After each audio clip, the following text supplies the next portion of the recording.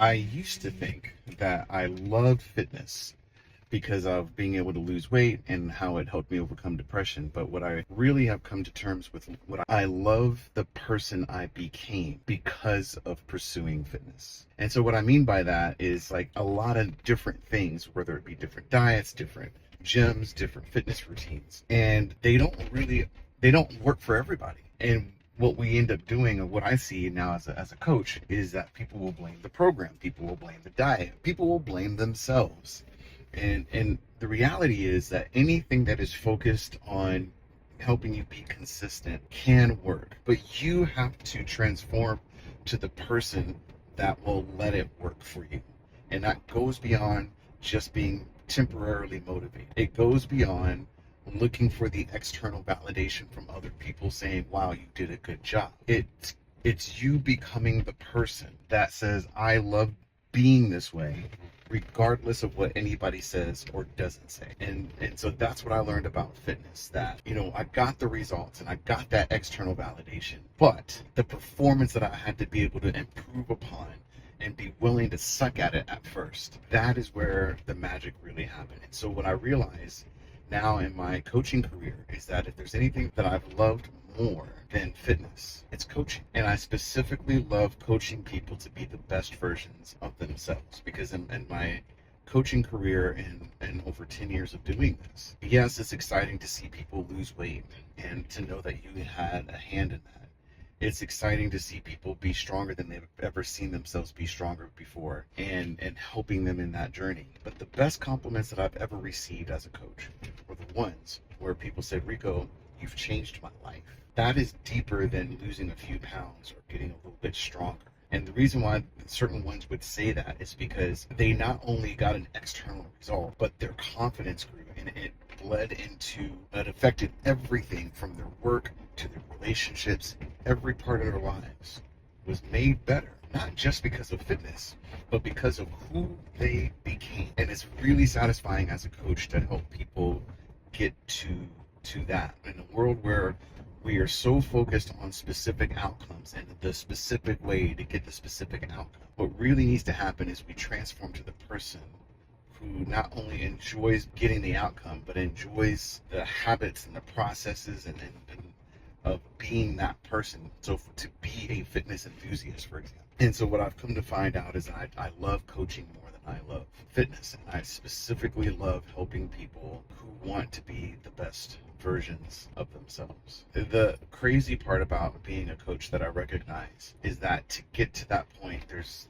stages, there's predictable stages that have to happen for somebody to be the best version of themselves. Now, initially, somebody may come to me not because they're saying, Rico, I want to be the best I can be. They're coming to me because they want a certain result. So let's say, again, taking fitness as an example, somebody comes and says, Rico, I want to lose weight.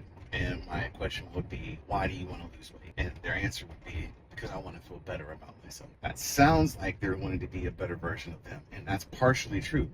But I follow up and get a little bit more curious, and I'll ask them, well, why now do you want to be a better version of you? And that's usually when I start to find and unravel. The real truth is somebody will say, well, my wife is super hot and I want to make sure I continue to look good for my wife, right? So really what they're doing is for their ego, right? They want their wife or other people to look at them different.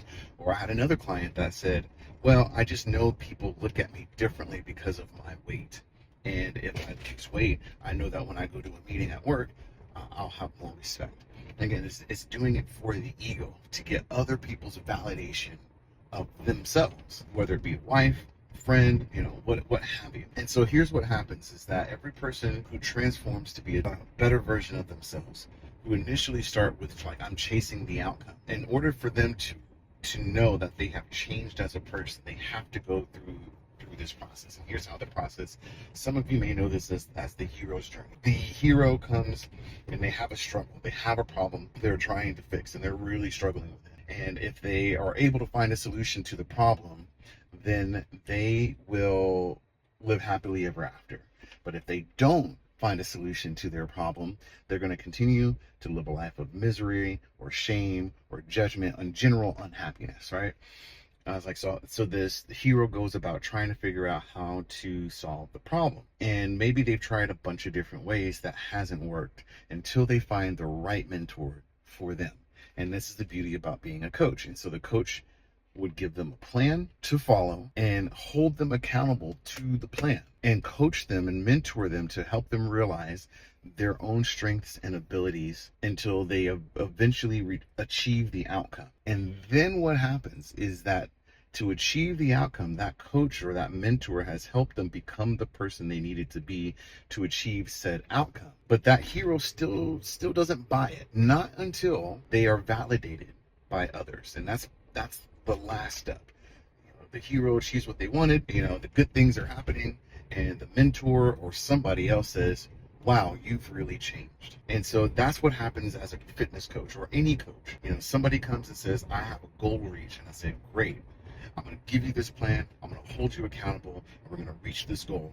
And as long as you don't give up, I'm going to be right here with you. And then they evolve. They start to develop habits that allow them to be successful with the plan. They develop skills because they're working the plan. And then over time, they become a better version of themselves that used to hate this process. And now they're like, wow, I really love what I'm doing. And then they get the outcome. But they're still not sure of themselves until the wife says, wow, babe, you look good. Or they're getting compliments. Or they get the external validation of seeing their clothes not fitting. And then me as a coach also has to recognize, like, wow, you've really gotten stronger. Here's the evidence of it that I've seen from you. And that is just so rewarding. And so to help people get to that point, because again, I love coaching more than I love fitness, is like, well, how does anyone get good at helping other people be the best versions of themselves? And what I've learned is the best skill, and I think this is a skill that is transferable to any situation, personal or professional, and it's your ability to communicate in a way that connects. And the number one thing that I have recognized when it comes to communication is this: curiosity connects and judgment destroys. So if you are curious about the other person and not just surface level, you will connect with them in a deeper way that will influence their behavior and influences their ability to become that better person. But if we judge them harshly, make them feel shame, it will destroy that connection and therefore your influence on that individual. That's what I've learned in a decade of coaching. That is probably the most important thing when it comes to how we communicate to help people be the best versions of themselves. And this translates also into any kind of relationship. And because of this, I wrote a book of everything that I've learned, not just through my experience, but through all the research that I've layered and learned over the years to be a better coach.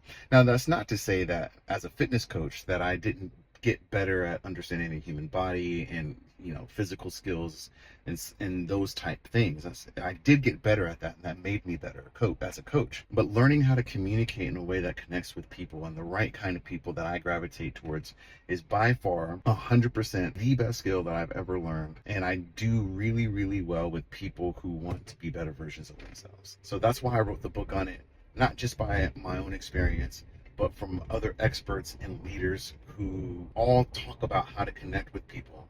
And I just took their experience and my experience, and I thought, what is true between all of our experiences? What's true? And then I put that into a book. Because if we in our whatever relationships, if it's a romantic relationship, if you're a leader, if you're a colleague, with anybody, if you are surrounded by people, if you want to have an influence over them to where we are all our very best and we are becoming better versions of ourselves, if that is something that really just lights you up, like yes, I want that. Lead with curiosity, because curiosity connects. That is the first step. Now, there's a few other steps in the book that I talk about, but leading with curiosity, that's the most important, and it's the first step to being able to really connect with other people. There is some pre-work to do before you start to connect with other people, and the better you understand your purpose and your goals and why they exist, the easier it is to connect and understand other people. And that's the pre-work that's also mentioned in the book. That is something that I have learned to be true. Learning how to communicate, best skill you could ever learn. So I'm going to give away personal coaching sessions of everything that I've learned. I want to teach more coaching skills, not just fitness. All right, so if that is something that is of interest to you, order the book. You can also DM me if you have any questions about anything that I've learned, and I'll be happy to share them with you.